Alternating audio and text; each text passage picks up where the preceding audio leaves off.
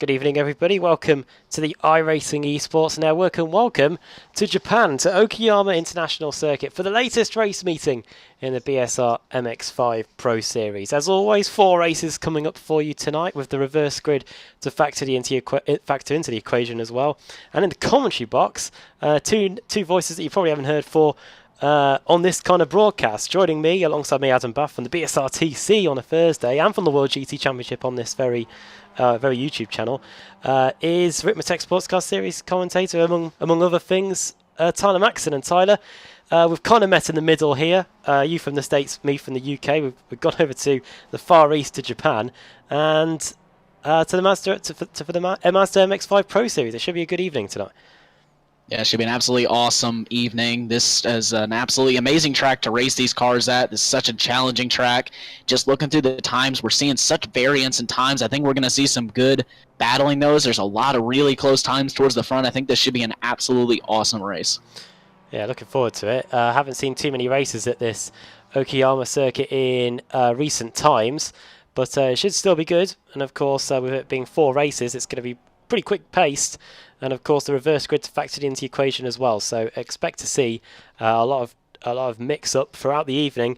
I'll be very surprised if we get the same race winner twice. Qualifying session is just coming to an end now. It's Adam Delmont that currently leads the way with Marcello Payan in second. Then it's Adam McNally, Brian Holmes, Ash Beard, Dave Hampson, Charlie Summers, Niels Carstensen, Martin Plowman, and then Lorne Murray, the top rounding out the top 10 here. We'll do a full run down of the grid in a moment when we get down to the grid. But just looking at the split, obviously we expect in qualifying, Tyler, it to be mostly pros at the top, but a lot of AMs in this field today. And when we get the reverse grid, factor the reverse grid into the equation, it's going to make this grid pretty mixed up. Yeah, definitely going to mix up the grids. It always does. It's something that I always enjoy watching, to see the drivers that are, that just previously won the race, now had to start from the back and to work their way forward. Definitely shows who has really got the pace of the track and whether they can just run at the front, whether they've really got the pace to lead and move forward in the race. It's definitely something to always keep an eye out for. It's also something really interesting to watch. Indeed it is. We're getting ready to go then. Adam Delmont starts on the pole. Second is Marcello Payan. Then it's Adam McNally in third. Brian Holmes fourth. Ash Beard in fifth. 4 of the top 5 Rexite racing cars. Then it's SimLab's Dave Hampson in sixth. Then it's Charlie Summers. Then it's Niels Carstensen, Martin Plowman in ninth, and Lorne Murray, the top AM, as we were saying there, rounding out the top 10. 11th is Peter Van Gool. Then it's Carl Jacquelet in 12th. 13th on the grid is Nick McCarron. Then it's Mikey Key in 14th. Billy Rose 15th. 16th Rob Graham. Martin Wortman. Then it's Gregory Vranks. Then it's Cesaro Rizzo. Then it's Carl Hardy. And then moving on even further back, it's Andy Maxwell, Ben Mears, Jeroen Ursum, Josh Rayfield, Tyler Vickery there, commentating on the Ritmatech Sportscar Series last night. Then it's Scott Malcolm in 28th. 29th for Alex Perkis. Then we've got Dale Benison, Craig Cameron, Alex Journey starting at the back there, the first of the cars not to set a time. It'll be interesting to see his progress during the evening. So too for Steve Hefford, Luke Cooper, James McRitchie there for Asymmetric starting in 35th, with Jamie Ayres right behind him in 36th, and then we just keep going. Kip Stevens, Max Wright, Jack Ashton, Roy Verke, Craig Jones, Michael Barry, David Ayres, Liam Silkston, and then rounding out the rest of the field, it's Jason Cooper, Car 1, and then it's Anthony Ainsworth. Here we go. Perfect timing. Ready for the first race of the day here at Okayama. Yeah, as the lights are going on and the lights are out, and away they go here in Okayama for race 1. It's looking like a pretty clean start so far. Everyone kind of staying 2 by 2 as they head down into turn number 1. It will be Delmont that will lead. Brian Holmes, as you can see there on your screen, he will slot into 4th. They're all keeping it pretty clean, though, as they head through turns 1 and 2. We're not really seeing too many positions being gained or lost at the start. But back here at Handy, he's going to be 2 by 2. Oh, drama at the back, isn't there, Tyler? That's one of the cars around. That's Alex Perkis in the normalised racing car. He started in about 30th place, but he has encountered some drama already, and he's got a lot of ground to make up as the field starts to begin slipstreaming onto the back straight. Yeah, a lot of drivers here in this field. As we look back here at Delmont, there Delmont goes. Delmont will try to make a move for the lead, and I think he will get it. So Delmont up into the lead, Pregan down into second. So those two swap positions there for the lead as we head down through one of the tightest and twistiest sections on this racetrack. One of the tightest and twistiest sections on iRacing in general, probably. This is really, really tough for any car to get through, including Mazda MX5s. But Adam Delmont doing well in the early stages. Moved there up the inside. Martin Plowman in the Fury Simsport car getting by Niels Carstensen in the Swift Cooper Esports car. So place gains for car 86 in the early going. He's a bit of a way behind this opening group at the front as they come around the final corner now to get lap 1 in the books. As you can see, it's a 15-minute race. 4 15-minute races here in the BSR MX5 Pro Cup if you're new to it. And over the line's completely opening lap. It's Delmont leading, then it's Marcello Pagnon in second, then it's Brian Holmes, then it's Adam McNally, Dave Hampson, and Charlie Summers and Ash Beard rounding out that opening group. Biggest mover, as we can see so far from at least the top 20, Tyler. It's Maxwell and it's also Rizzo, both of them gaining 4th places in the early going. Yeah, those drivers able to make up some spots here in the early going. Rizzo is currently in 15th, Maxwell in 19th, so they are starting to make their way up the grid. This is not a bad position for them to be in, though. Whenever you counter in the reverse grid that we will have next race, could be a factor there, as we're on board now with Rob Graham, as he is going to try and make the move now on McNearen and try at the end of the long back straightaway here, but he's not in the slipstream right now. I think he may be trying to defend here from Mauricio as they head down into the hairpin now, and Mauricio now going to try to go up 2 positions there. Yeah, good move. Oh, nearly got it done there. Graham going into the back of him and getting a bit of front end damage there. Oh, and he might nearly go into the back of him again, going through the 2 90-degree left-handers. Thinks better of it. Adam Delmont continues to lead, even though the gap was coming down quite a bit at the front, down the back straight. You'd expect that with the slipstreaming. Graham up again, and that is contact, and that is Rizzo sliding about, and that's going to allow Billy Rose in the Northern Ice Racing car to take advantage now. And you can really see here. Beautiful. Yeah, you can see here, Tyler, on the outside. If you can get it done on the outside, you can easily get the slingshot, and that's what Billy Rose is trying to do here. Yeah, trying to make that move, but beautiful save by Mauricio to get that car back straight, not lose it through the hairpin there. But he has got Rose all on the back of him now as they head down the front straightaway.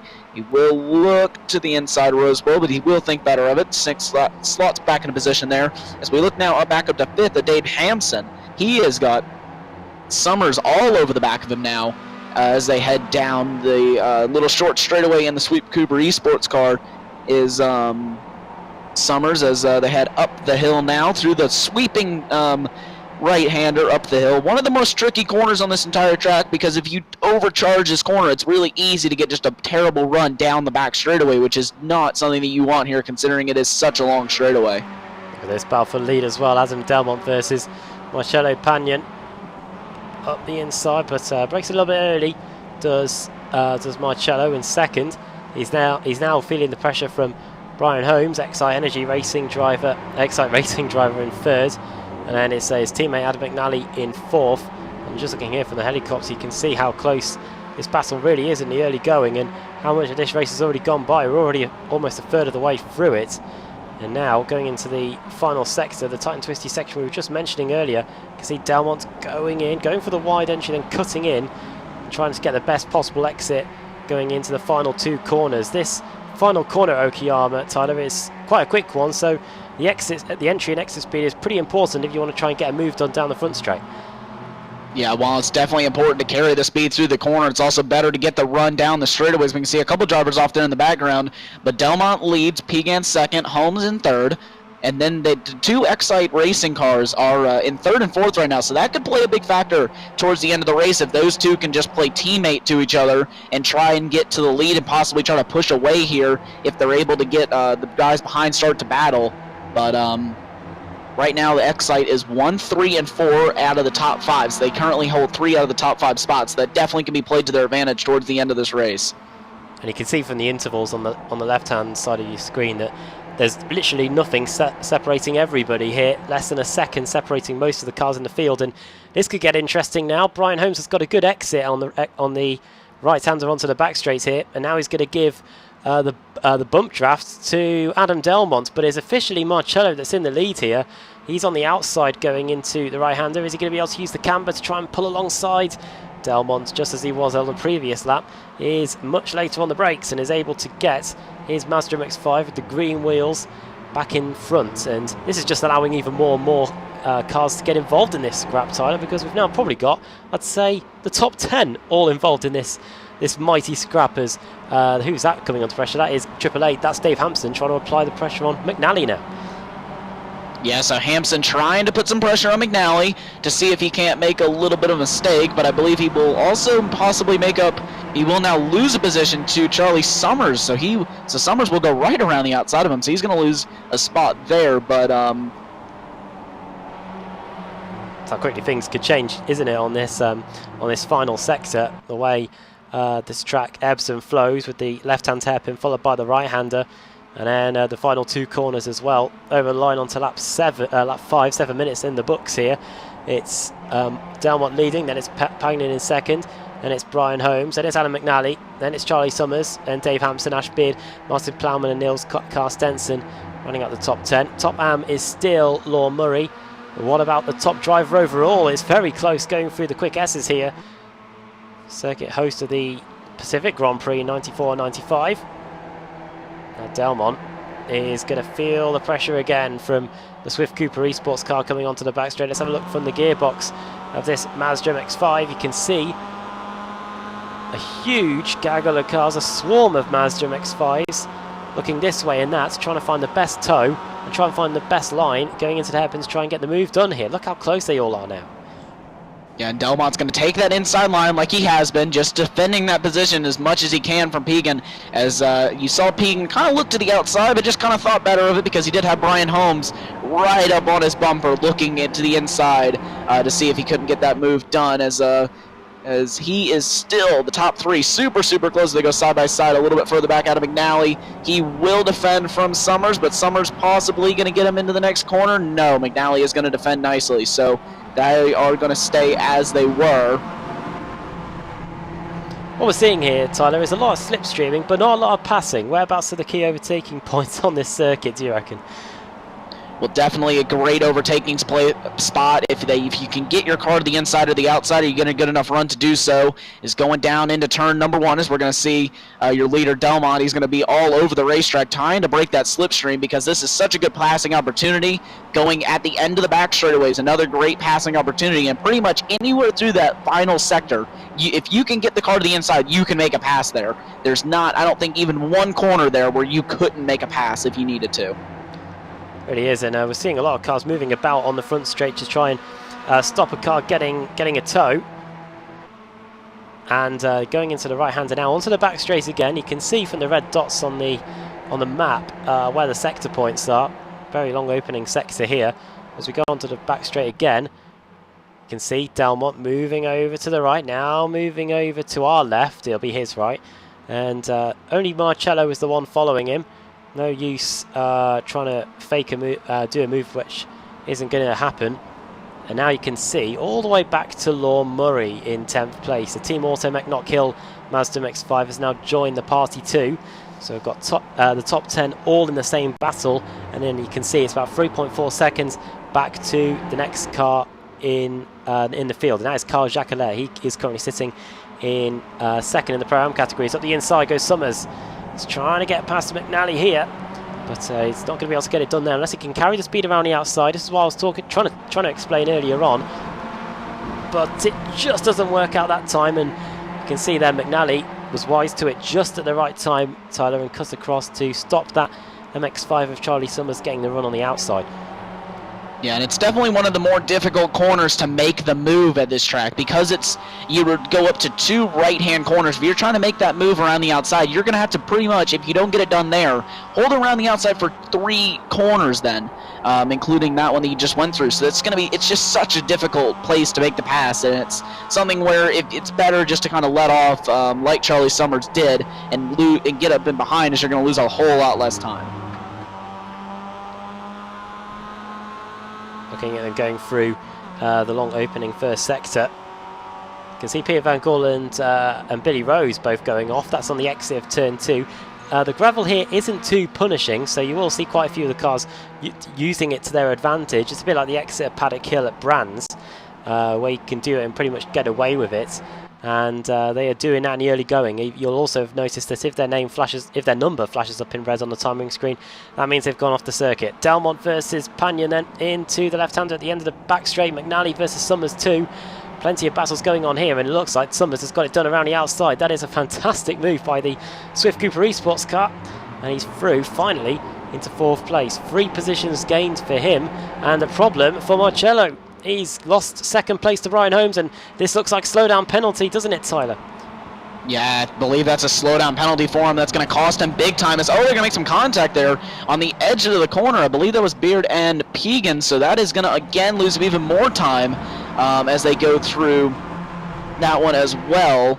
I would like to make a little bit, as we're going to watch a little bit of a replay here and just see if we can't figure out what went wrong down into the hairpin for him. So just going to ride on board with him now. See, I believe he cut possibly the inside of the second left-hander. No, it was actually the inside of the first the left-hander, sorry. So yeah, that is where he got that slowdown for sure, but that's going to cost him big time. It doesn't look like much from that onboard camera, but it is enough. And Paul Marcello, he's down to 7th place now. 3 drivers that we haven't really talked about much because we've been focusing so much at the front of the field is this guy, Steve Hefford. He's up 15 places, the SimLab driver, as he goes off there through turn 2. He's up to 18th place. Jamie Ayres, another driver that started the back of the grid, the Welshman, he's up 15 places too. And then Jack Ashton a little bit further back in the iRacing car, he has gained 15 places up to 24th place. And when we've got the reverse grid to come as well, Tyler, this is going to be really beneficial for these guys because they may not be getting towards the front, but they are getting themselves into contention for when we spin that wheel, and they could find themselves towards the front of the grid for one of the upcoming races that we've got later. Yeah, definitely not something to ever play out. Drivers that can go up 15 places and just short of a race. We're only 13 minutes into this race, think to keep that in mind. There's only 2 minutes left, but these races are so short that if you can make up 15 spots in that short amount of a time, then you are obviously doing quite well. As you can see, Dave Hampson battling right now with Martin Plowman, Neelis Carson. That battle of probably about 5 cars there going absolutely at it through the chicanes. God. Oh, Hampson very nearly turned around there. He must have been watching my go-karting driving on Saturday. And behind him is Martin Plowman, who's going all sorts of all over the place. They're all going off through the final corner. Hampson grass tracking, going all over the gravel in his pursuits to stay ahead, which are paying off for now. But now Marcello Pagnon is in 6th place. He's got one of his teammates, Niels Carstensen, trying to get by here going into the first corner. It's Martin Plowman that he's in a battle with, and number 86 on the inside is going to get done around the outside here, surely by Carstensen. Let's see if he gets it done. Oh, turned across him and he had to get on the brakes there. That was very close to an unfortunate accident, which thankfully didn't happen. And now Plowman's got Lorne Murray to deal with, as well as it closes back up at the front again. And this is the final lap, Tyler. Yeah, going on now, working on the final lap. You can see Brian Holmes. They are working together, and I believe that is Charlie Summers just behind. And I believe it will still be Delmont, as Summers is going to try to go around the outside once again out of the back straightaway hairpin there. And you can see that may be a slowdown penalty for Holmes, as he was way up over the curb. That looked kind of like what happened to Pegan again, and Summers is out on the grass. Got contact between those two. You could see the perfect cutback there by Holmes to get that done. What it has done, though, has meant that Adam Delmont crucially has a 3/4 of a second advantage with just a couple of corners to go, and I think that's going to be enough for him to get the opening race victory of the day here. He's coming into the final corner now. He's led from the front. Many tried to pass him, but they have failed here in race 1. Checker flag is out, and Adam Delmont is going to win the opening race here in the BSR MX5 at Okayama. 2nd for Brian Holmes, 3rd for Charlie Summers. Lorne Murray is somewhere in that group, Tyler, and he's going to come through and take the Pro-Am victory as well. Yeah, he's going to come home to take the prime victory. That's a nice drive from him, as we're seeing drivers sort of fan out, but that is after the flag. So we're seeing quite a bit of drivers. Pretty much everyone now in the top 20 is finished. So, yeah, great drive there by Delmont. Holmes comes home in second and Summers in third. That is very, very close racing all the way through here. The biggest gap, though, that we were seeing is 1.9 seconds back to McNally. So that's quite a big gap, considering everything that was going on. Just such a dogfight in this first race here of the night. So should be an interesting one going into the next few races, especially with the reverse grid. That should prove very crucial for some of these drivers. Yeah, it's a good analogy, I think, for what we've got on our hands here. Many dogs going at it here in Japan, and I'm sure when we get the full results up in a moment now, we'll see how close the whole field was, because as everybody has now crossed the line, we can bring those results to you. Here they are, as we get some shots of the fans. Adam Delmont wins by just 0.6 of a second in the end. Brian Holmes finishing in second. Then it's Charlie Summers, just a tenth of a second behind Brian. Then it's Anna McNally in fourth. Then Marcello Pagnon in fifth. The Italian trying to get the lead for the first part of the race, but ended up picking up a slowdown penalty and dropping back. Ash Beard, veteran of the Mazda MX5, finishing in sixth. And then seventh place for Dave Hampson. Then Nick Carstensen. Martin Plowman in ninth, and the top driver, Lorne Murray, finishing in 10th. SimLabs, Nick McCarron finishing in 11th. Then it's Carl Jacquelet, Rob Graham in 13th. Then we've got a trio of SimLab cars. We've got Steve Hefford, Pierre Van Galen, Cesare Rizzo. Good job by Hefford. Started at the back, didn't set a time, and he was able to pip his teammate Van Gaal to the flag by just 0.03 of a second. Stuart Dick finishing in 17th. Then Gregory Vranks, the Belgian, in 18th place. 19th for Jack Ashton, and Jamie Ayres a couple of tenths behind in 20th. 21st for Carl Hardy and Mark Wortman, two Pro-Am drivers there. Luke Cooper in 23rd, and 24th for Ben Mears. Craig Cameron in 25th. Kip Stevens, two-time BSR TC champion, finishing in 26th place. And Joe McDonald, the American, in 27th, sorry. Added an extra 10 places to you there, Joe. And then Jerome Ursum, Andy Maxwell. Then it's Max Wright, Alex Scherney, the German, finishing in 31st.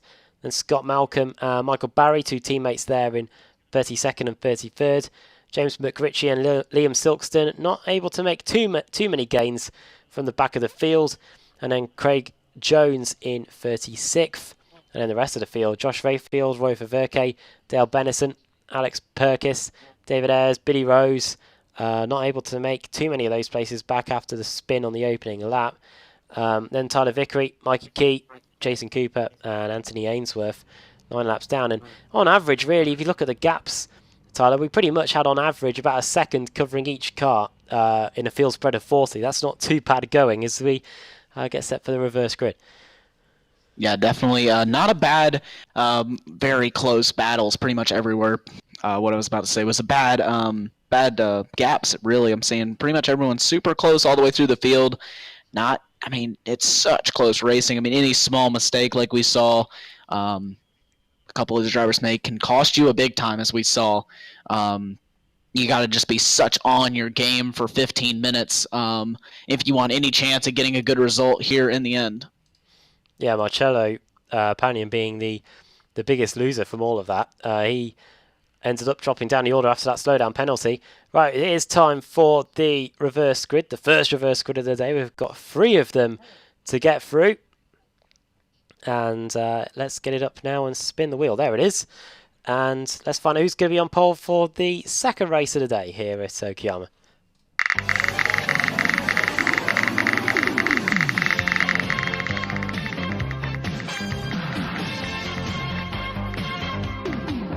It's going to be a big one. It's the biggest one we could get. It is full -1. So basically that means the last classified driver, Mikey Key. It's the next driver after that, and lo and behold, it's Tyler Lugo Vickery that's going to be on the pole for the second race, with Billy Rose second, David Ayres third, Alex Perkis fourth, and Dale Bennison in fifth. We couldn't have asked for a bigger reverse grid, Tyler. Literally, pretty much the entire field, bar 3 cars, are going to be reversed for this second race. Yeah, and absolutely a big reverse grid, so that means that Tyler Vickery will be on the pole. unfortunate there for Mikey Key, the only driver who wasn't reversed in that grid, but that means that the drivers who just won are going to be the drivers that are going to start all the way in the back from the next race. So that's going to be really, really big for them. See how much they can move up, considering we have such a large grid here tonight, nearly 40 cars, I think.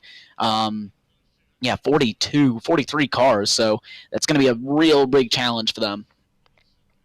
We can't wait for it. It's the second race of the day. It's coming up after the break here on the iRacing Esports Network, the BSR MX5 Pro Series at Okayama. We'll see you in a minute.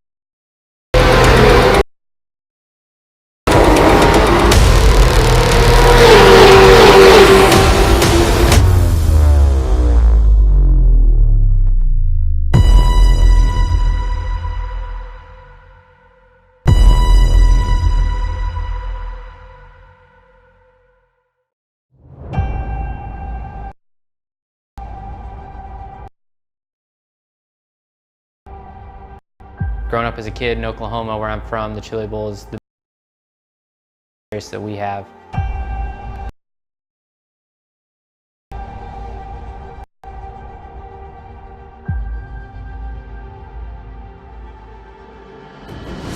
The Chili Bowl has kind of been my favorite race of the year.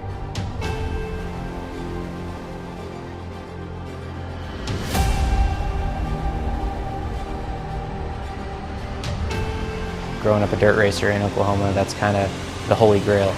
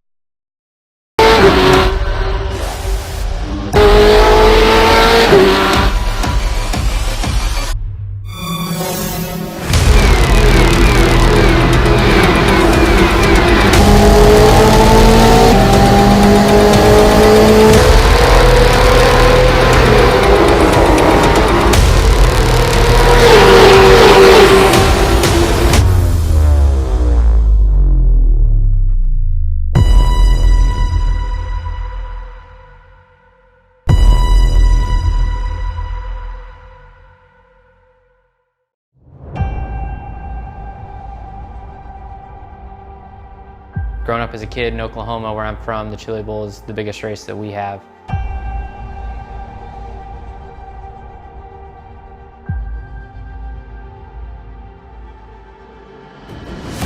The Chili Bowl has kind of been my favorite race of the year.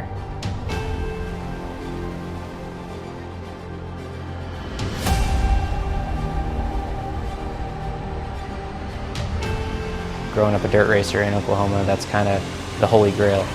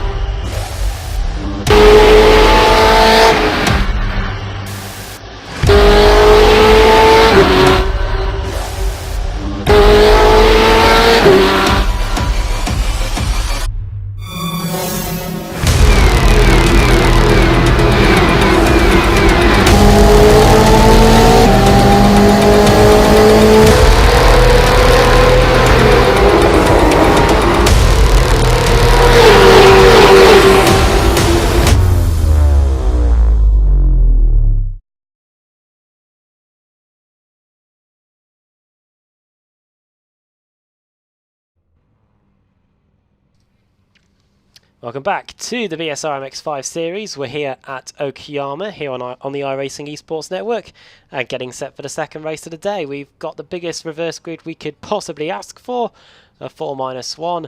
And as we take a quick look at the grid before we get going, Tyler Maxson, it's a lot of Pro-Ams in the top 10. So a good opportunity for these guys to get potentially an overall win here. Yeah, great opportunity for these guys. Go ahead and run through the grid for you. Tyler Vickery starts on the pole alongside Billy Rose, David Eras, and Parker Parks.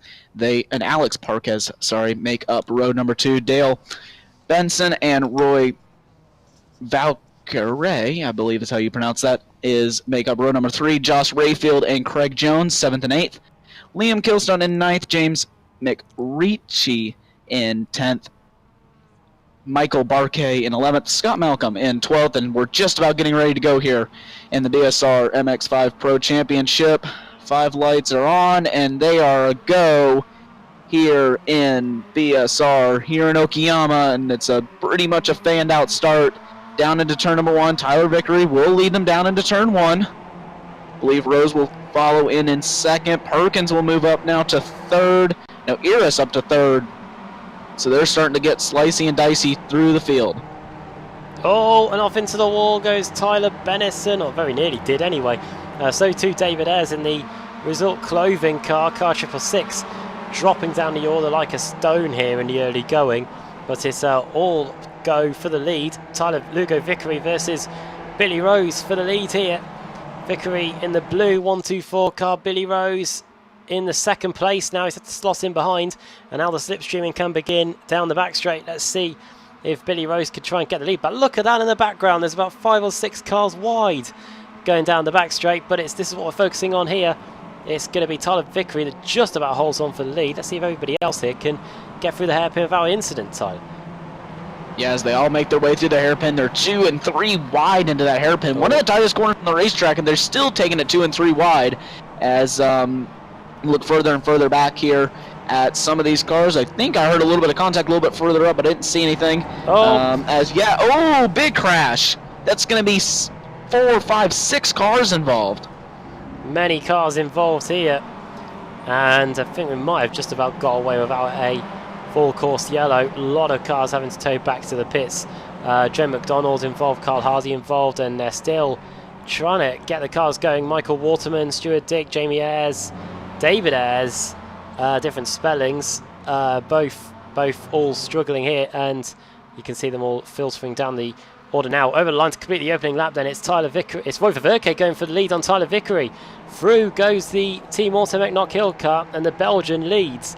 More cars going off the circuit. Oh, there's contact in the first corner between Craig Jones and what looked like potentially Dale Bennison. So problem for all of those guys already, and seeing a lot of chaos in the opening lap. Let's see if we can get a replay of what caused this mess in the 2nd sector. Let's see if we can let's see if this provides any. Oh, well, it started before we got there, and then cars in the middle of the circuit, and it all went pear-shaped from there. Let's see if this helps. Ash Beard we're looking at here. This is the Excite racing car. He's going to come through the right hand. There's already a car on the outside. Then it all kicks off again, and Ash Beard, one of the other cars involved. In fact, yeah, he picks up front right damage. So that's as best as we can see from what's gone on. But in the meantime, at the end of the opening lap, Tyler, it's Verke leading. Then it's Vickery in 2nd. Then it's Perkis in 3rd. Rayfield 4th. Michael Barry in 5th. Then it's Silkstone, then it's Sione, then it's Stevens, then it's Luke Cooper and Scott Malcolm, and a lot of beneficiaries from this. If you look at the positions gained, look all the way down at Charlie Summers in 90th. He's gained 22 places in the opening lap. Yeah, he's gained quite a few places in the opening lap. It's a great charge for Summers. Up in 19th place. He was one of the drivers that possibly could have taken the win in the last race. I wouldn't be surprised if he is able to get another good result here in this race. He's now going to move up 23 as one other driver topples down the grid order there. But yeah, like you said, Verke leads over Vickery, so he is going to, I think, start to pull out a little bit of a gap as he already has over Vickery. So we'll see how that develops. And then those two have a little bit of a gap back to 3rd place of Parkus. So as we look a little bit further back now, Hefford sets the fastest lap of the race at 144.632, so he is just in this battle for 12th place right now. They're pretty much all in about a 10-car line all the way back there. Yeah, Steve Hefford's done a good job, getting 15 places again, starting towards the rear of the field, and just a little bit further up through the field. Look at this, 3 wide then. Let's have a look from the helicopter. This is Barry Purkis and I believe Josh Rayfield. This could get pretty interesting going into the right-hander. Who's that trying to look up the inside as well? That's Luke Silkston. They all go wide.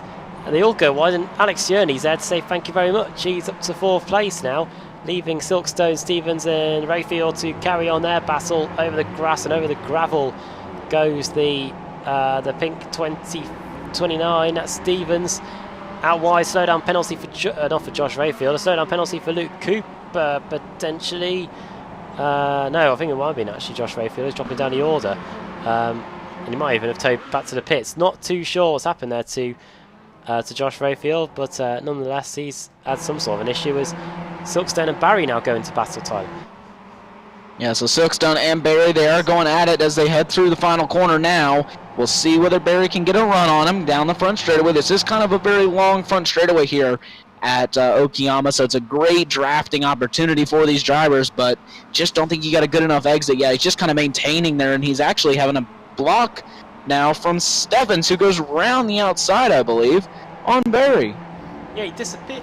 He disappeared for a brief moment there, then reappeared, and nearly caused total chaos. But Ben Mears, speaking of, is dropping down the order. What's happened to him? Oh, he's off in the first corner, and he's joined by number 43. That's Craig Jones. Let's see what's happened to cause this this moment here.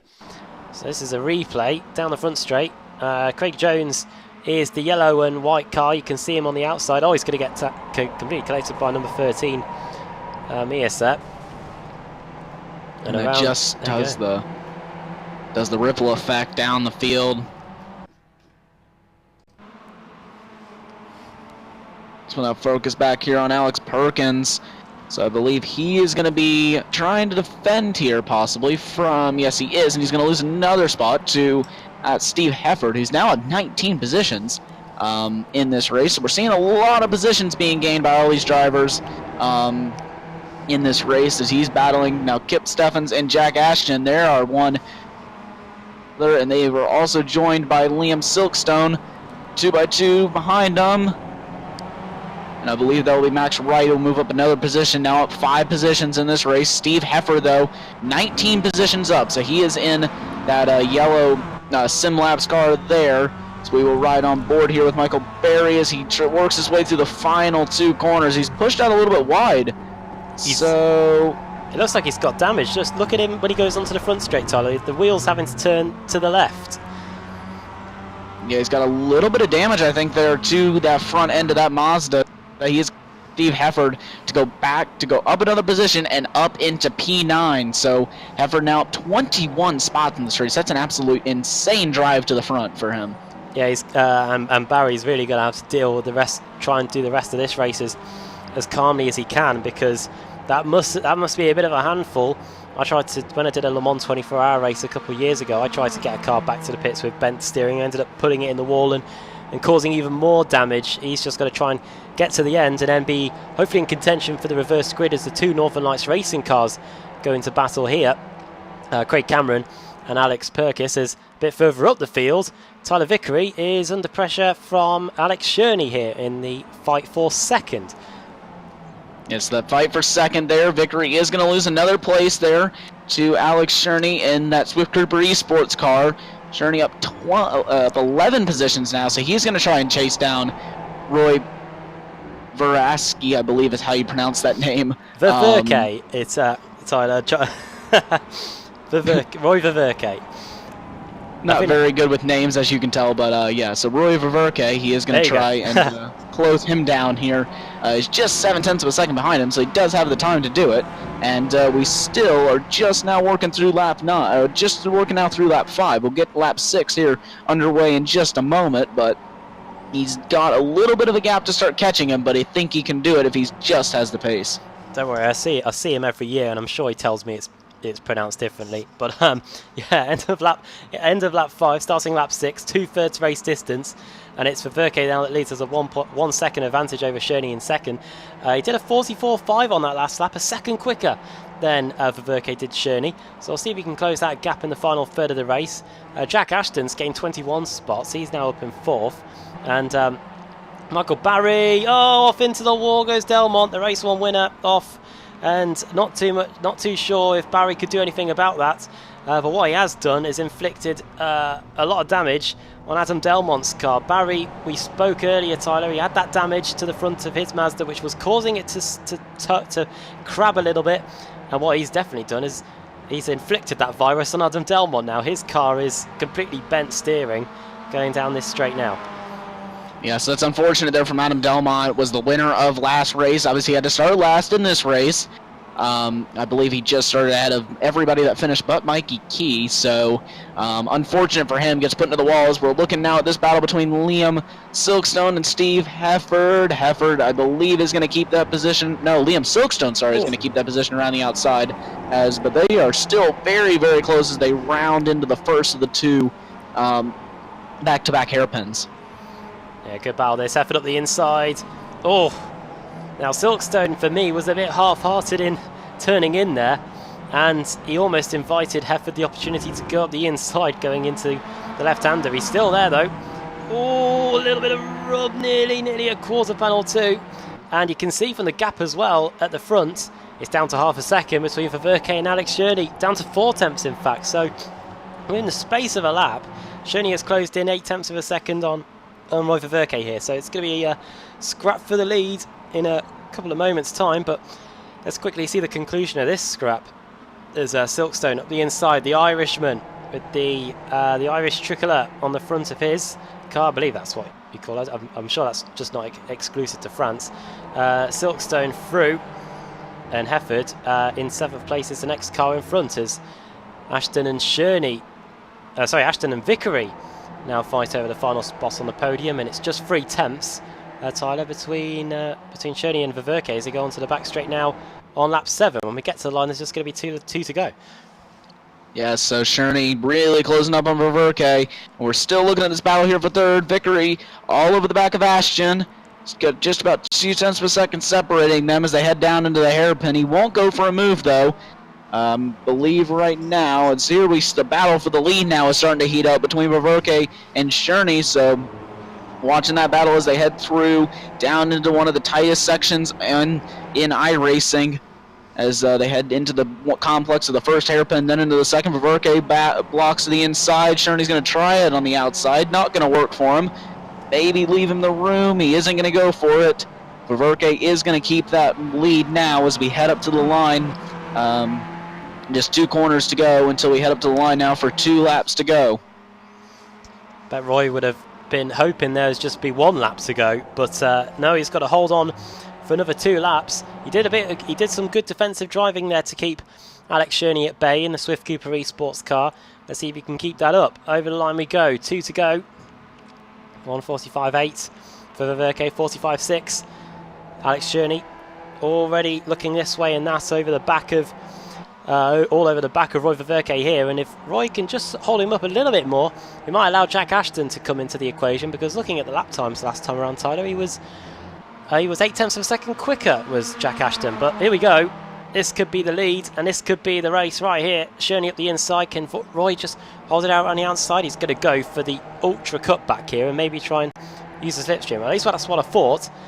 We're going to have to wait and see whether he can close back in the 4 tenths of a second down the back straight now. Yeah, he's already starting to close that gap. Now back down to 4 tenths of a second and grew all the way up to half.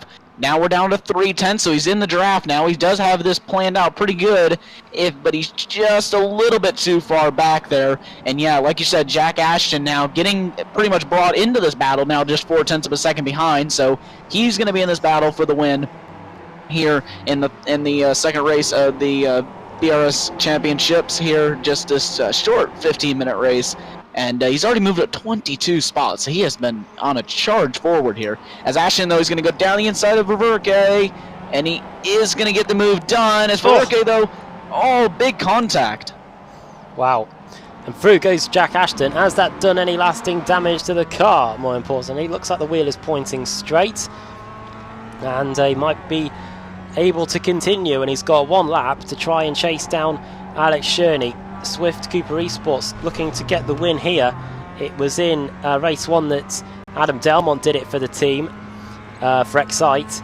Now can Swift Cooper Esports get a win on the board here and send it into race 3. Final lap then. White flag in the air. It's Sherney, then it's Ashton, then it's Roy Verke, who's the top AM driver. But now he's under pressure from Kip Stevens, the 29 Swift Cooper Esports car, trying to get onto the podium too. Verke will try his utmost to maintain third. It's going to be tough because as we've seen so far, especially in this part of the circuit, the pro drivers have been able to get their own way, but Verke is putting up a good defensive drive now, and he's only got to do half a lap more, and he might be able to just get on that final spot on the podium, but they're going to go wheel to wheel down the back straight now. Yeah, Steven's going to try the outside over Verke down into the hairpin. We'll see if he's going to be able to use the banking of that corner to his advantage and be able to get that move done. I believe he will. Yes, he will. He will get the move done, heading down into the pretty slow left-hander comparison to some of these corners on the track. But that battle for the lead, Jack Ashton just not close enough to make a move on Alex Sherney in the Swift Cooper Esports car. So if he can survive now for just 4 more corners, sorry, he will be able to come home for the win. But this is still a good battle here, just 0.3 of a second between Verke and Stevens. So those two still staying quite close as they head through the final sector now. Very close indeed, but here they go into the final corner. It was iRacing that got the win in race 1. It's going to be Swift Cooper Esports that get the win in race 2. Courtesy of Alex Sherney. He's going to get it done here in race 2 at Okayama. Ashton second, Kip Stevens rounds out the podium. A commendable drive by Roy Verke to get 4th. Luke Cooper in 5th. Of course, Verke top am. Drag race to the line. And it's going to be Craig Cameron that gets 11th, just pipping Liam Silkston to 12th. Close battle here. This is between James McRitchie and Jerome Ursum. iRacing versus Asymmetric. And they were pretty much symmetric at the line. It was Ursum by 0.02 of a second. And I wonder how crucial that could be in terms of a potential reverse grid as the rest of the field comes across the line. Here is Adam Delmont. It looks like he's decided to soldier on, Tyler, after picking up that damage earlier, and he's going to come across the line and still stay on the lead lap, which could be crucial. If we get a full -1 again, it could be him on the pole again. Yeah, that could prove big for him here. It's definitely a better idea for him if he can, like he has, try to just get the car to the end of the race, because he will, like you said, if we get a full -1, then he could find himself on the pole coming into the next race, which would be a great starting spot for him, would make it a lot easier for him to move up some spots. There's quite a bit of drivers who had some issues in this race. I believe we had 12 DNF finishes. Actually, I correct myself, 11 DNF finishes here. So just a lot of DNFs here in the final in this race. So yeah, like you said, if we can get a good reverse grid for him, then he will be in a great spot for the next race. Quite a few cars DNFing. Not too sure about potential cars getting DSQ'd or not. I might have seen one getting done there, but we'll wait and see on that. So once we get some lovely shots of the back of people's heads. Let's get the race results up. Race victory for Alex Sherney. Jack Ashton in 2nd. Kip Stevens completes the podium. Then it's Roy Verke in 4th, led for so long. Then Luke Cooper, Tyler Vickery doing the Apex Racing TV commentary box good, and finishing in 6th. 7th for Charlie Summers. Then Steve Hefford in 8th. Martin Plowman 9th and 10th for Max Wright. 11th for Craig Cameron. 12th for Luke Silkston. 13th for Adam McNally. 14th Brian Holmes. Marcello Panion, the driver that was 2nd for quite a while in race 1, finishing in 15th. And 16th for Alex Perkis, then Lorne Murray, then Niels Carstensen. Then in 21st place, Gregory Vranks. 22nd for Cesario Rizzo, then Jerome Ursum, then James McRitchie. Then it's Dave Hampson, Jamie Ayres, Andy Maxwell, then Dale Bennison, I should say, Billy Rose, Mikey Key, Scott Malcolm, Ben Mears, Adam Delmont, Peter Van Gool, and then the cars 2 laps down or more. The cars that didn't finish, it's Michael Barry, Rob Graham, and then it's even more. Craig Jones, Josh Rayfield, Ash Beard. Most of these cars involved in that melee on the opening lap. Michael Wortman, David Ayres, Joe McDonald, Carl Hardy, and Stuart Dick not getting going at all as we get the reverse grid up. We'll find out who's going to be on pole for the 3rd race of the day here at Okayama. Right, let's spin it and find out who's going to be on pole here.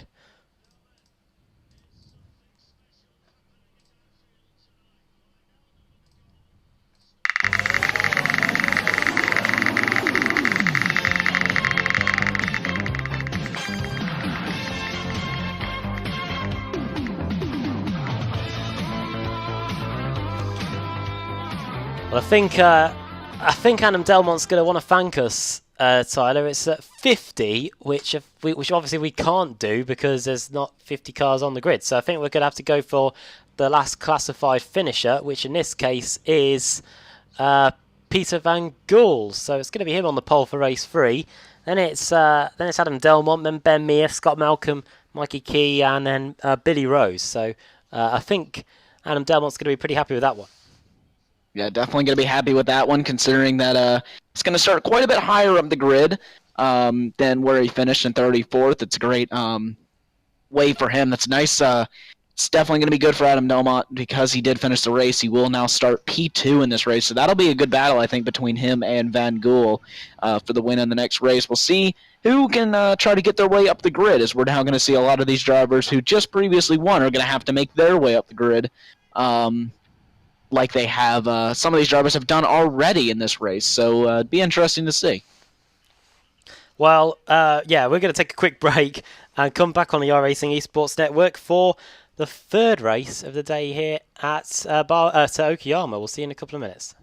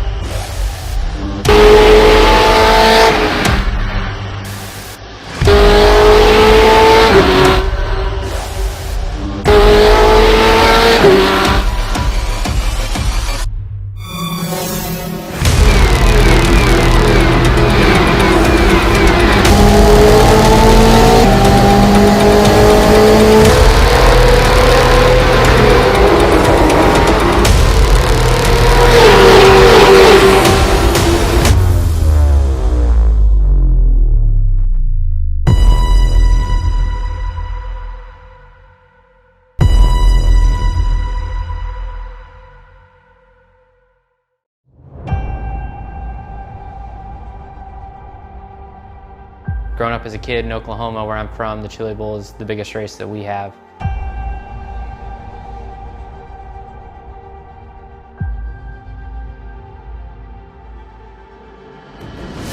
The Chili Bowl has kind of been my favorite race of the year.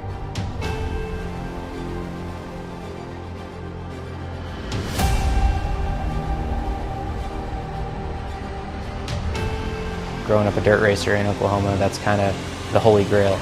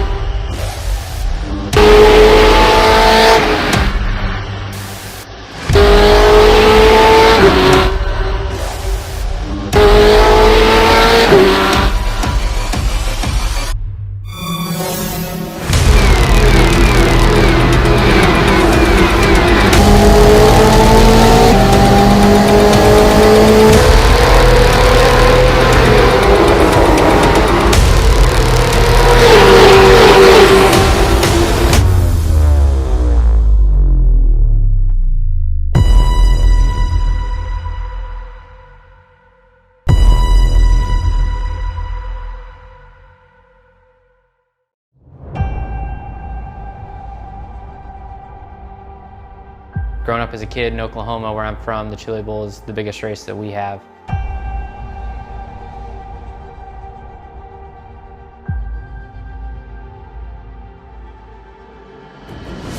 The Chili Bowl has kind of been my favorite race of the year.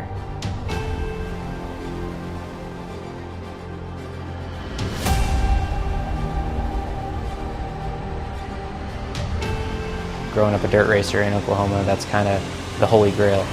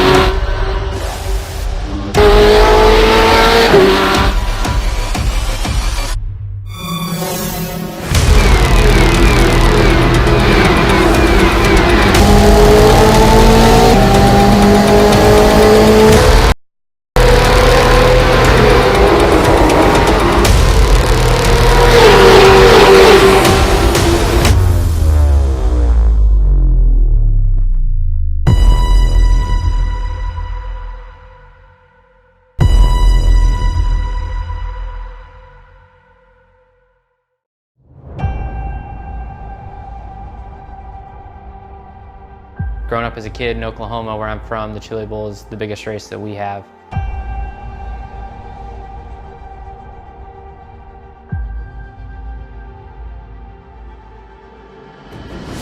The Chili Bowl has kind of been my favorite race of the year.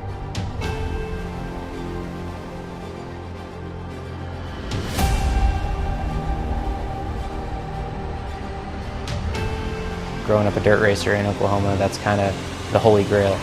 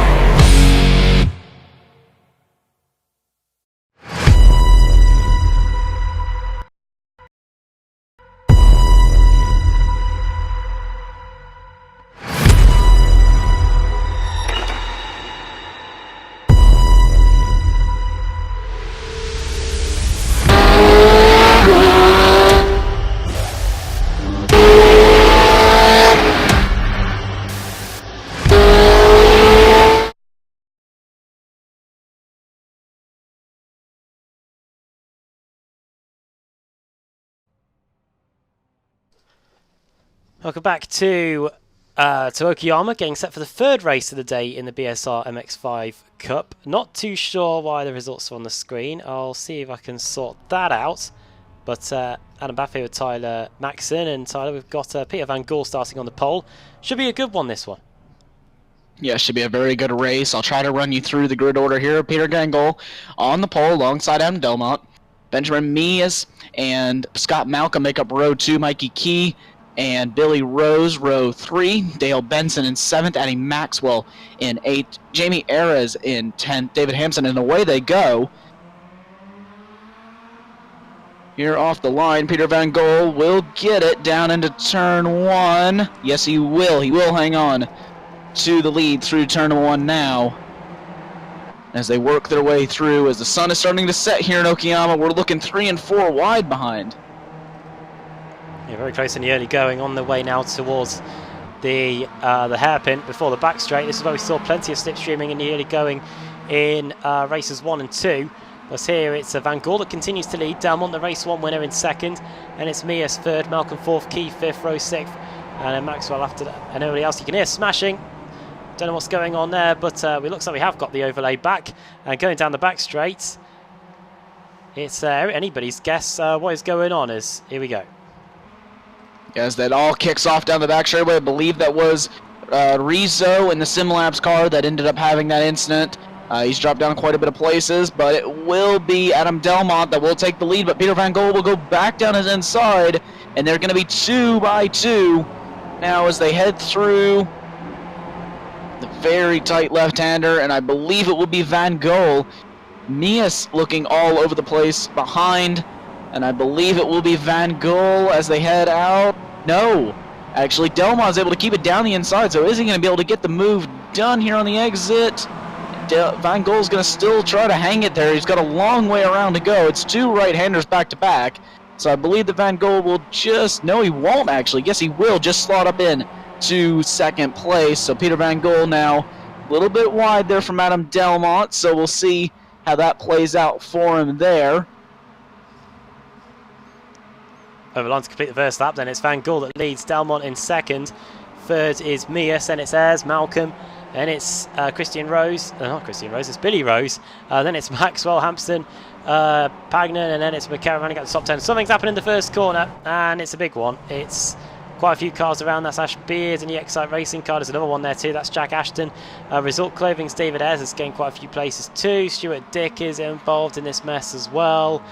Let's see if we can find where this all started. This might, as something else kicks off going down the front straight. Let's have a look at what happened then. This is looking at Mikey Key in the clothing car. Oh, so Just gets collected. Yeah, the Automet car gets involved there. Bang goes 37 into the side of him. That was 37. That was Dale Bennison.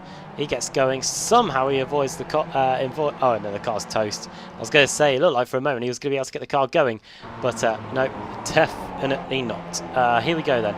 Onto the short straight up towards the hairpin. It's still Van Gool leading. Here's a look at the positions that have been gained or lost. I believe that is all wrong, so don't look too much into that, but I can tell you what is right, and it's these intervals. It's Delmont 4 tenths of a second behind, then it's Mias, then it's Ayres, then it's Malcolm, Hampson, and then it's Maxwell, Rose, Pagnan, and then it's McCarran, Chris Carstensen, Franks, Murray, Holmes, Plowman, Stevens, Urson, McNally, Summers and Cooper rounding out the top 20. Yes, that is a pretty close top 20, to be honest with you. Everyone pretty much within a second. A maximum I'm seeing is 2.1 seconds back. So we're not seeing too many people too separated out. At least the top 4 here are all separated by just 9 tenths of a second. But Peter Van Gool now is going to be on the outside of Delmont. Delmont's trying him. He's going to have the long way around, though, into the next left-hander, and he's not going to be able to get the move done. Van Gool stays in the lead as they head through now the fast S's.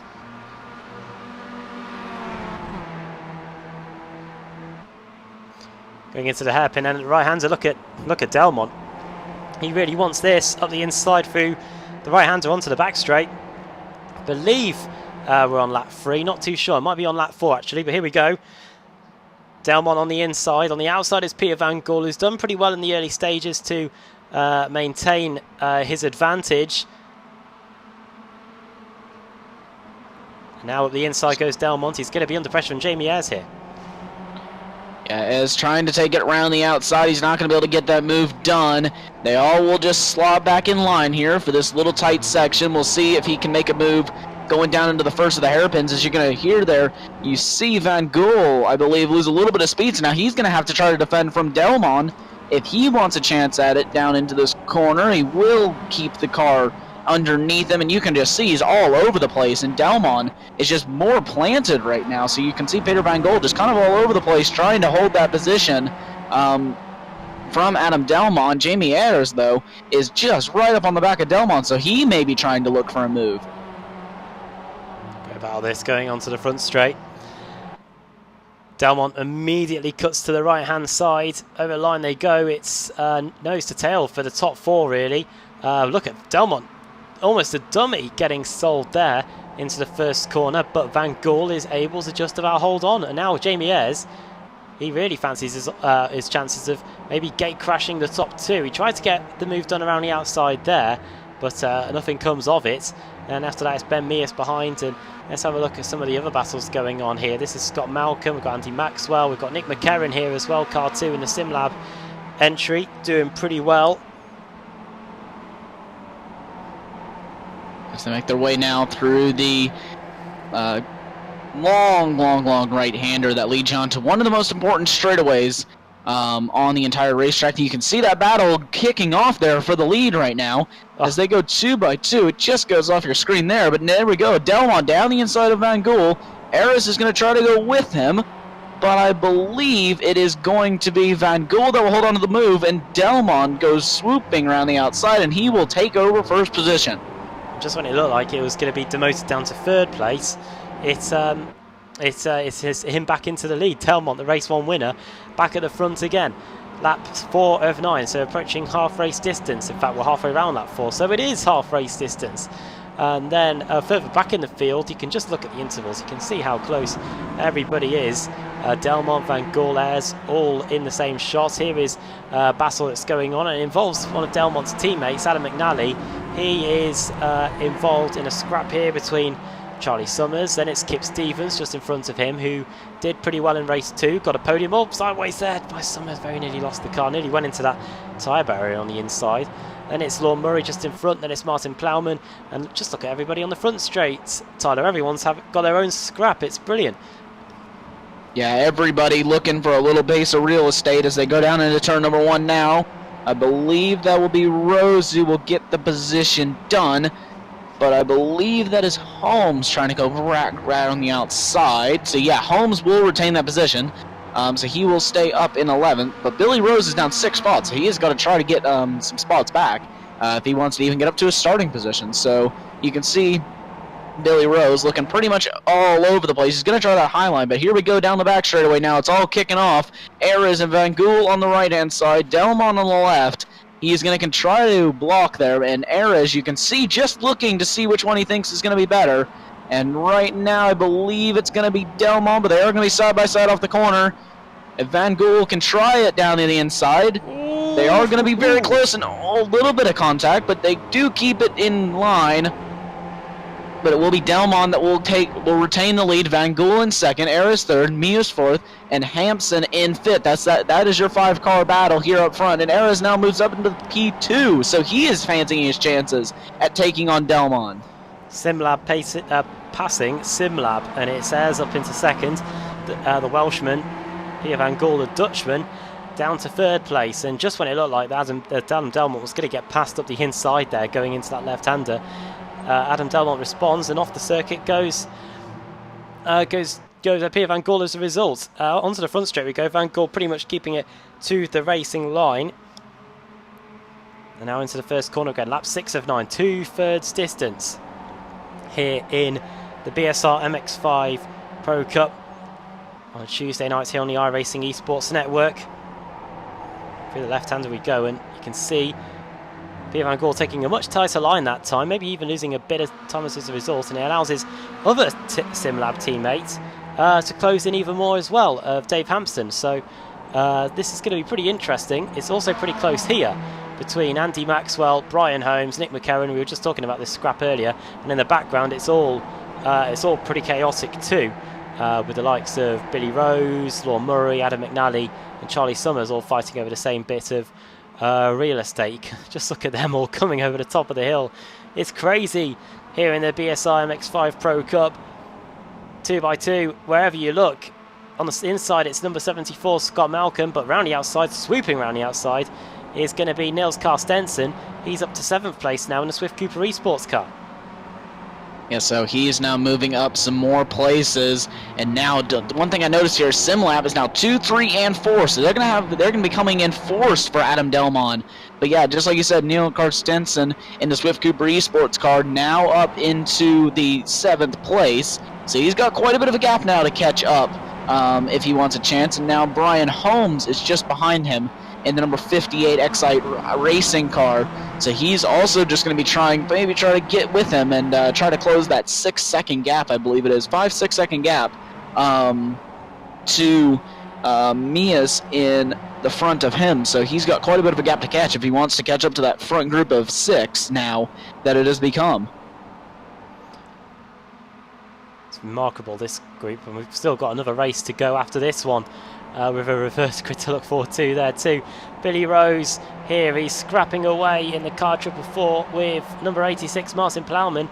Plowman on the inside, as well as the iRacing car of Adam McNally going through the first corner. Great duel this between these guys, and just enough room for the Northern Lights Racing car to pull ahead. Still nose to tail at the front. You can see at the top of your screen on the timing tower just a tenth of a second between Delmont and Ayres, and in fact it's less than that. What can Pierre Van Gool do? He was fighting for the lead this time a couple of laps ago. Let's see if he can get it done here. Into the first corner, into the hairpin I should say. It's going to be Jamie Ayres that gets it done, but he runs a bit wide. Not able to use the camera to his advantage. And it's going to be Adam Delmont that regains the lead for now. You can see Jeremy Ayres just going a little bit defensive into the next left-hander. He doesn't want his teammate now to get a good run on him, but you can see Hampson there all over on the exit. That's going to give Pegan a nice look down his inside. He will make that move stick. So now it is SimLabs 2 and 3 with Dave Hampson back in 5th. So if these guys want to get together, this is definitely the time to do it, as we're just about working through lap 7, coming on to lap 8 as we head onto the front straightaway now. Adam Delmon will take 2 laps to go this time by. 2 to go.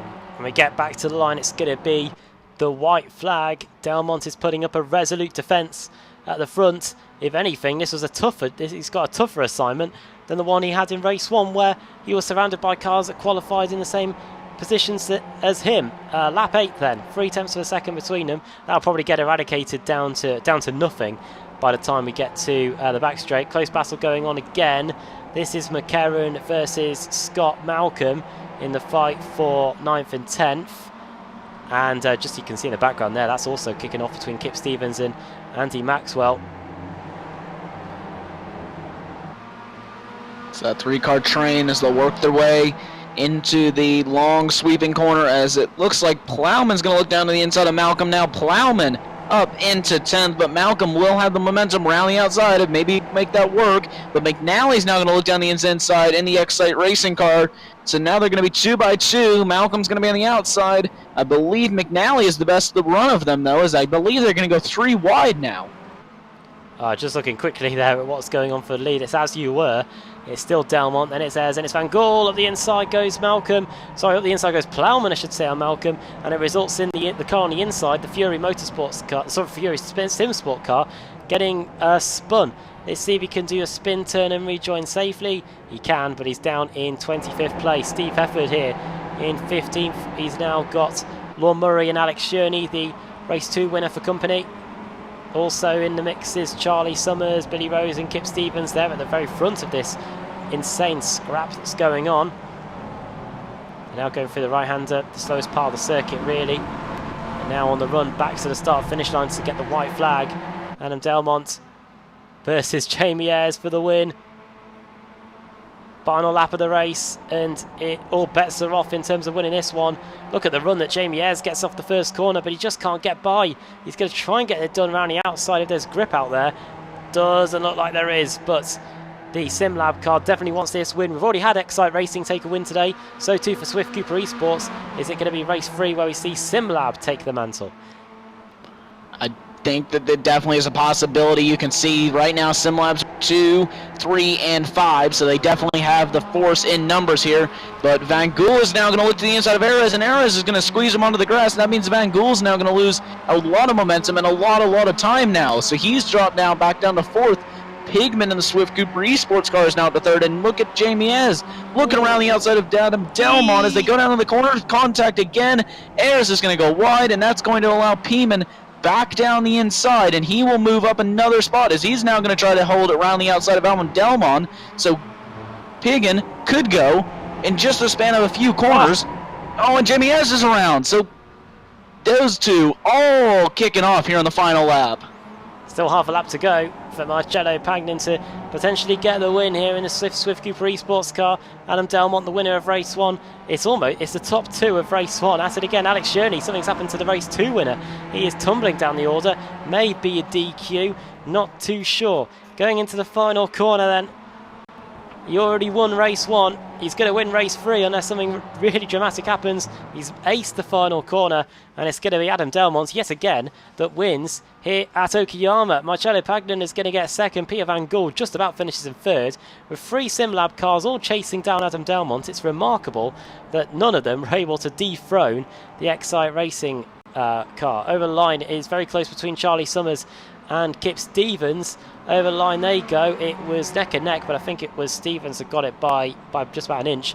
Luke Cooper and Andy Maxwell very close as well, just a tenth of a second in it between those two. And more cars coming across the line now, but what a crazy final lap that was, and it was just about Adam Delmont that got it done there. Yeah, nice job there by Adam Delmont. That just kind of shows the level of skill that driver has. He's such a great driver. In the fact that he can hold off 3 drivers, 3 SimLabs drivers, all going for that top spot, and he was just able to hold off them at a track like this, where the draft is just worth so much here, because it has such long straightaways. It's remarkable that he was able to hold on to the race win, so nice job by him.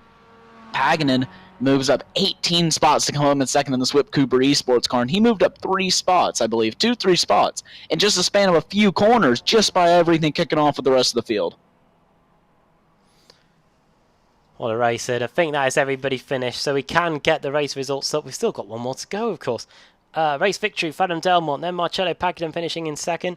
3rd for Peter Van Gool and Dave Hampson 4th. Ben Mears, we didn't really mention him, the top AM driver, finishing in 5th. Then Brian Holmes in 6th. 7th for Nils Carstensen. Then it's Jamie Ayres, Nick McCarron, then it's Alan McNally rounding out the top 10. Kip Stevens finishing 11th, then Charlie Summers in 12th. Scott Malcolm, 2nd highest Pro-Am in 13th. Then it's Billy Rose in 14th.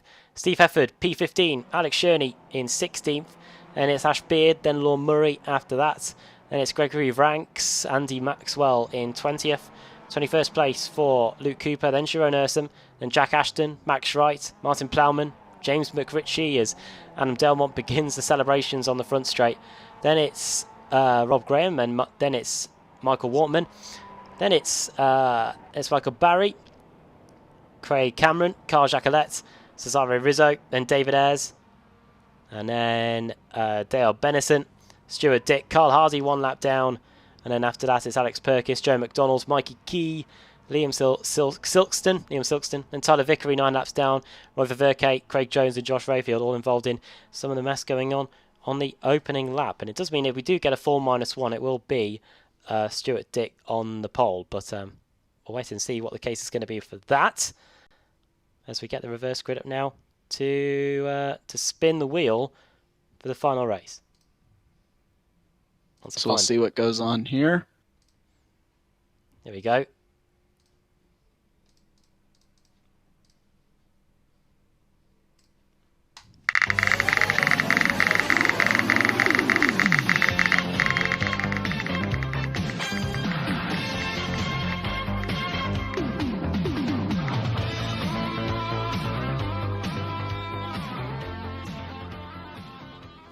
It's 35, which is Stuart Dick. Carl Hardy will be really annoyed on that.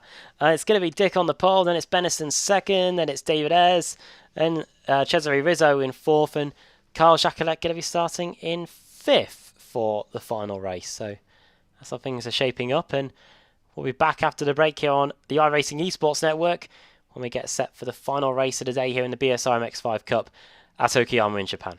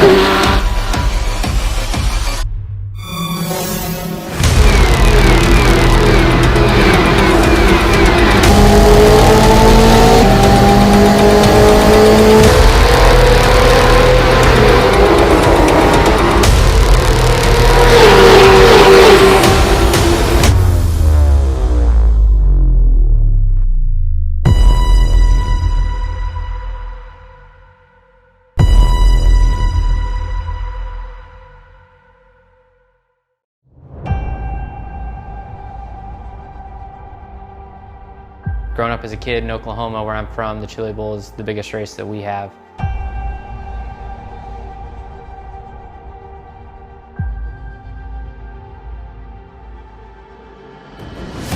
The Chili Bowl has kind of been my favorite race of the year.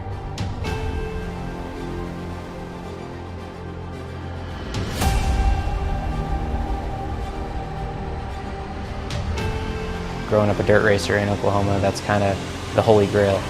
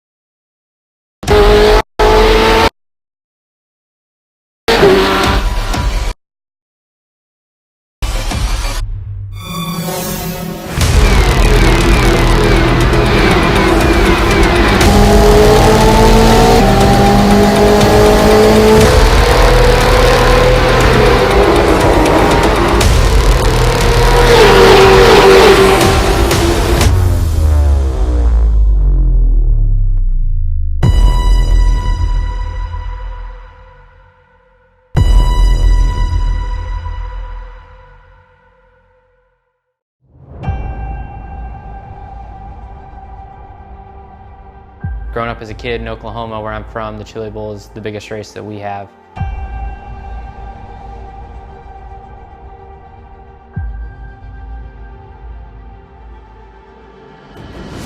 The Chili Bowl has kind of been my favorite race of the year.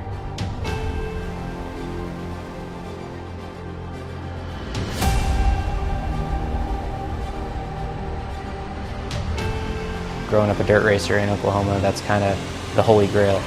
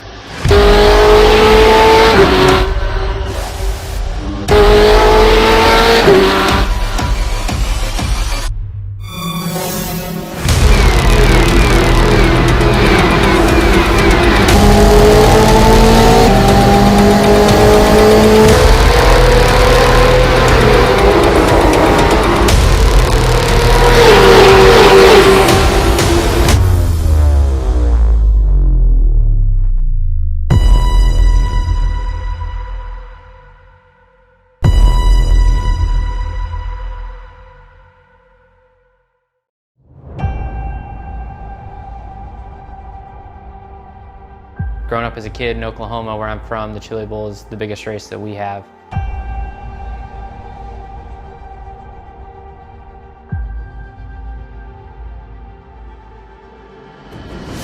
The Chili Bowl has kind of been my favorite race of the year.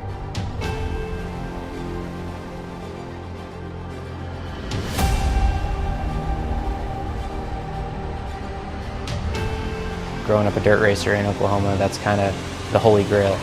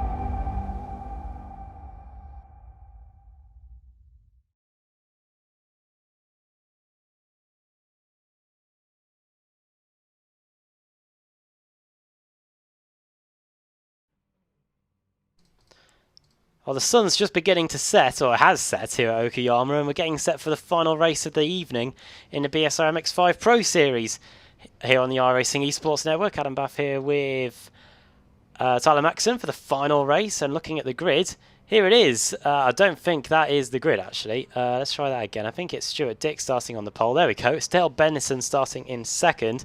Then it's David Ayres third, Cesare Rizzo in fourth, Carl Jacquelet in fifth, Craig Cameron in sixth, Michael Barry seventh, 8th, Mike Waterman, I should say, then Rob Graham 9th, and James McRitchie rounding out the top 10. Adam Bath here with Tyler Maxson again. And Tyler, just before we get going, can you pick a winner out of any of these drivers?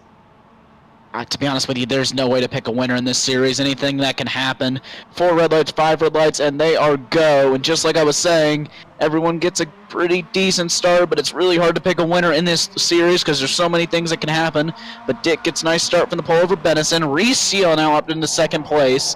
So he has moved up one spot as he gets very sideways there. And he's off into the wall. And that is Reese off into the wall. So he has had trouble in many, many races tonight. He hasn't had a super clean race. We see Rob Graham really far off the racetrack there. He's going to lose some positions now, as they all are going to go 3, 4, and maybe even 5 wide. Oh, it's kicking off again here. There's Josh Rayfield. He's had a nightmare evening. Don't know if he actually made it onto the grid for race 2. Max Wright is down the order too. Lorne Murray, Josh Rayfield take back to the pits. More cars are wrecking on the exit, the hairpin. That was Peter Van Gool, one of the guys that was doing well in race 2. Sorry, in race 3. Plenty of races for us to keep an eye on here tonight. But as we go through the hairpin, it's Stuart Dick that's got a healthy advantage in the early going. It's someone spun on the entry into the hairpin. This is number 35. That is Luke Cooper. The Swift Cooper Esports car is around and he's trying to get going and just about avoids collecting Cesare Rizzo. He's trying to regain a place in the field after his opening corner where he got spun out. But here we go. And what an opportunity for Stuart Dick, Tyler, because he's got about 2.4 second advantage. No one else is anywhere near him as he comes around to complete the first lap. Yeah, he's got an absolutely dream start here. He's got just about a 2.6 second advantage now over Craig Cameron, Dave Benson, and Michael Wharton.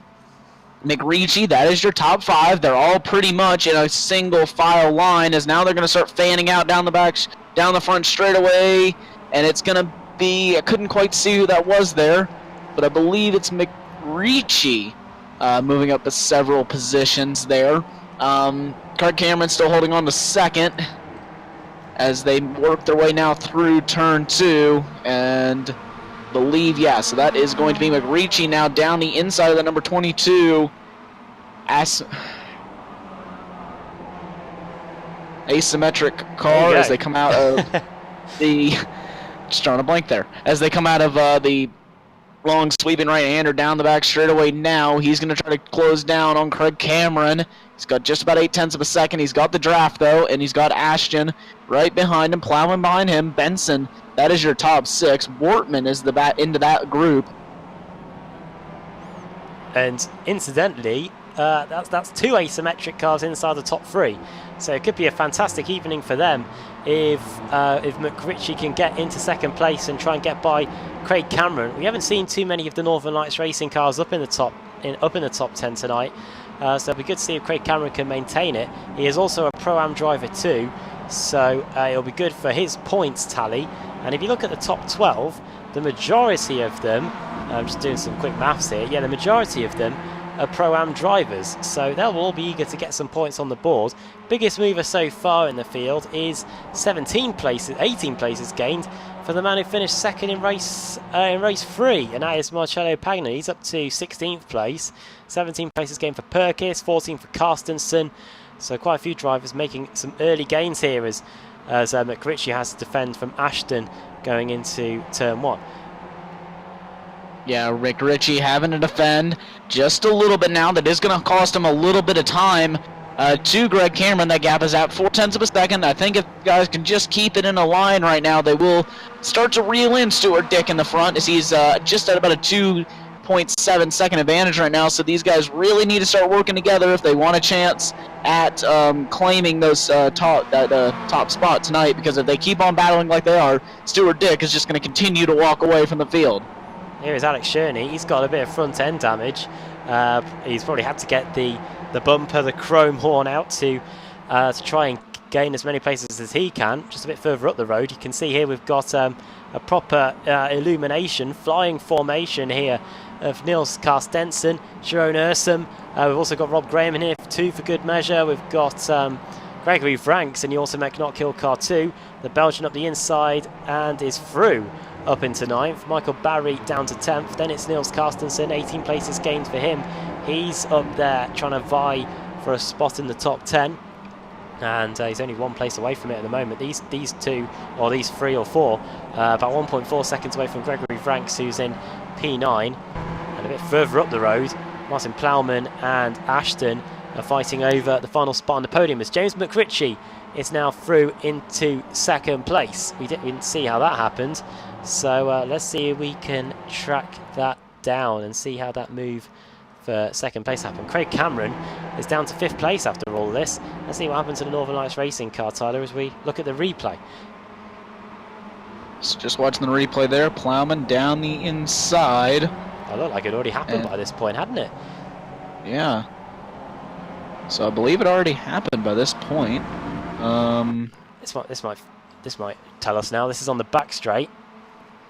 Craig Cameron's on the outside here, so it looks like it's just going to be a straightforward move up the inside into the hairpin. Yes, just a very straightforward move up the inside into the hairpin.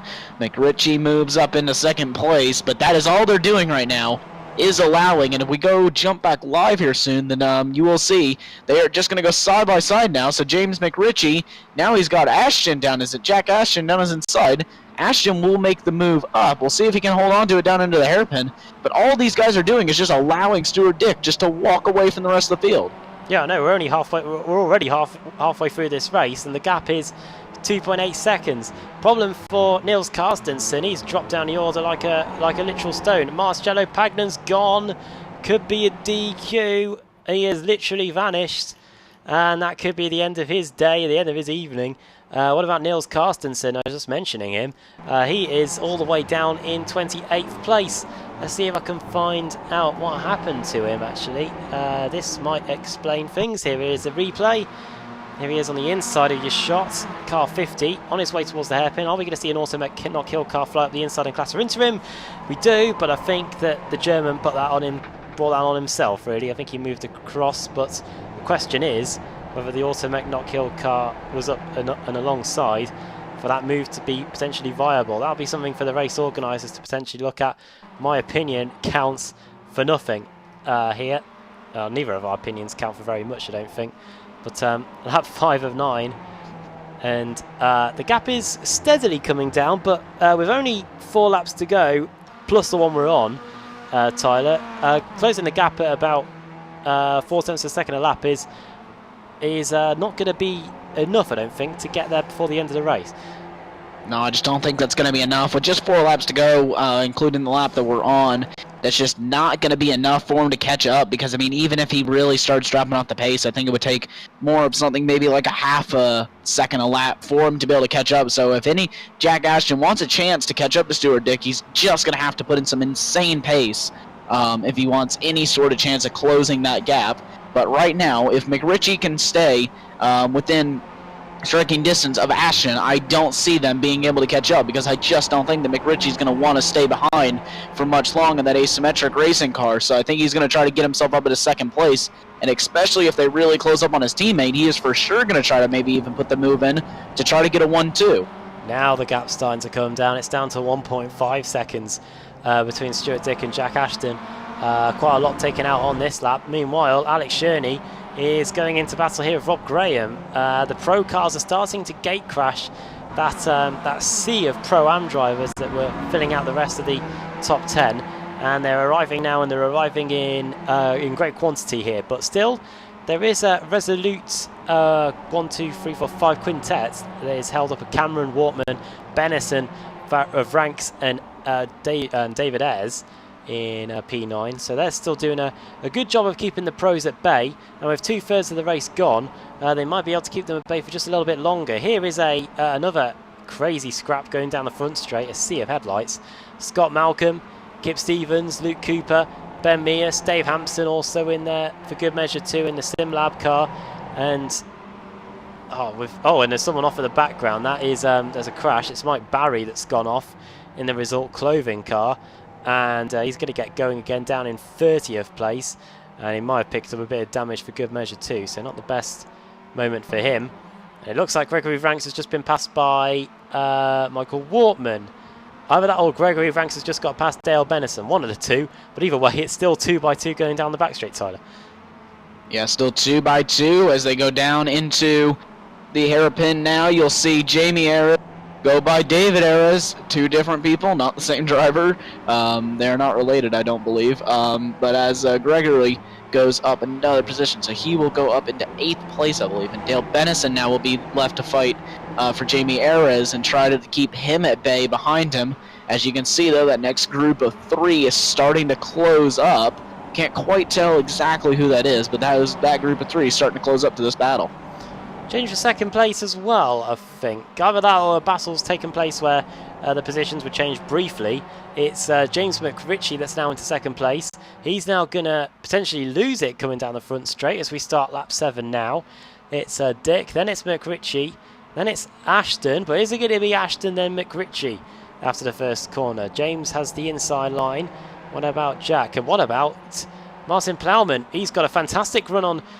Oh, that's close, and that's contact, and around goes. And that is Ashton around. So after running in P3, contact there, going to cause him to lose many places. Martin Plowman now up into 3rd place, and I kind of have to put the blame on Ashton for that one. He was squeezing him just a little bit too much, it looked like, from my perspective. But now they've got a 2.4 second gap now to catch up in just 2 laps, and as we'll try to get a replay of it here, as we head through turn 1 now. Nice blimp view there, and you can see, I mean, a little bit of meat in the middle there. Can't really honestly place the blame on anyone right now going through that one, but Ashton now in 8th place, so he's dropped down quite a few places. He lost 5 places due to that incident, so he has making a decent recovery up. Dale Bennison all over the place going through that hairpin. He must have got tagged. What you can see is now that it's an asymmetric 1-2, that the gap is... Oh, and that's off. Off goes Dale Bennison. He's had an automatic not kill car that was involved as well. That was Rob Graham. He's just getting back onto the circuit. Nearly gets collected by... Oh, somebody's blown something. I heard a sound of someone crashing, but I'm not too sure who that was. In all fairness, just heard the bang. Not too sure what's happened as a result. Off the track goes James McRitchie through the final corner. He's got Martin Plowman for company, and it's going to be those two. They're fighting over second place as we get 2 laps to go. I don't think McRitchie's going to allow anything to happen to his teammate, so effectively Tyler McRitchie's going to just try and hold up Plowman for as long as he can so that the win is going to be assured. Yeah, definitely. If he can manage to keep Plowman behind him, then that's pretty much just going to guarantee the win for Stuart Dick, unless he makes some sort of colossal mistake or blows the engine up. It's pretty much going to be a guaranteed win for him. So McRitchie now, you can just see, he's definitely playing teammate to Dick here, just trying to do everything that he possibly can to stay up ahead of Martin Plowman and not let him gain too much time on his teammate. So Martin Plowman, though, all over the back of him now. And you can see Stuart Dick even starting to lose some time, now down to 1.9 seconds. And Martin Plowman is going to try the outside here on McRitchie. I don't think that that's going to work. Yeah, he's just a little bit too far back to make that one work. But as they head now through the fast left-hander and up through another tighter little bit left-hander into the section of dual hairpins. 1.5 laps to go then. Oh, Jamie Ayres dropping down the order, and I reckon that could be another disqualification because he hasn't retired to the pits or anything, so that's him done for the day. Gap is gradually coming down at the front, but I don't think it's going to be enough to trouble them, to trouble Stuart Dick anyway. McRitchie's still doing a decent job of acting as a wingman right now for Martin Plowman as they come onto the front straight. As you can expect and as you can see from the timing tower, it's still anybody's guess who's going to get 15th. But as we get the white flag, McRitchie completely up against the white line on the inside. Now McRitchie is going to have to deal with the threat on the outside here for Martin Plowman. He's got the run around the outside. Has he got the overlap? No, he hasn't. He's going to have to cut to the outside. McRitchie moves across to cover that as well. Slides his way through the left-hander as Dick goes wide. That wasn't the best exit from James McRitchie though, and he could find himself under pressure here. You don't often see cars getting moves done here around the outside, but it might allow Plowman to get the move done before we get into the hairpin at the end of the back straight. This is going to be very close. And the battle for second, Tyler. Yeah, definitely going to be a very close battle as we look here from the helicopter view as they head down the straightaway now. So I believe Martin Plowman is going to get that move done if he can just completely pull along, but we are in the braking zone now. So that is now just going to allow James McRitchie back down the inside. Plowman's got to hold it around the outside. He's semi there, but no, he's going to have to pull it back in. Yeah, so McRitchie, but McRitchie is wide and he is off the track. He will go through the dirt, and that is now going to allow Plowman up into P2, but that's also going to give James McRitchie kind of a more straighter line, actually, heading down into the first of the hairpin. So he will dive it down the inside there, see if he can't get it, but Plowman is going to have the inside for the next hairpin, and that is going to allow Plowman up into P2. So now the Fury SimSport driver makes his way up into P2, the asymmetric racing car down into P3. So as they round the final corner here, it will be Stuart Dick who will take the win in the last race of the night here for the BRS Pro Series Championship. Martin Plowman, it looks like, is going to come home in second. James McRitchie in third. So it's an asymmetric 1 and 3 here with Greg Cameron and Michael Wortman. That will be your top 5. Well, what a result there. And yeah, top M for Craig Cameron. Rest of the cars coming across the line now. That is very close. Look at this. Oh, they don't go in the wall. One's DQ'd, one goes off. That's Alex Perkis. The car that was disqualified was the result clothing car driven by Scott Malcolm. Alex Perkis is the car going to be able to get across the line. Tell you what, let's see if Rizzo can close the gap before he gets to the line. I don't think he's going to be able to, unfortunately. But that is unfortunate for Scott Malcolm. Within a couple of meters of the line, he gets disqualified through contact by Alex Perkis. Michael Barry there coming across the line 25th. Who are we waiting for? We are waiting for these two, Dale Bennison and Charlie Summers, to cross the line. Here is Bennison here in the Year 1 racing car. He's going to come through the final corner now. And he's going to get 28th place. You can see there, passing Scott Malcolm, who's been DQ'd.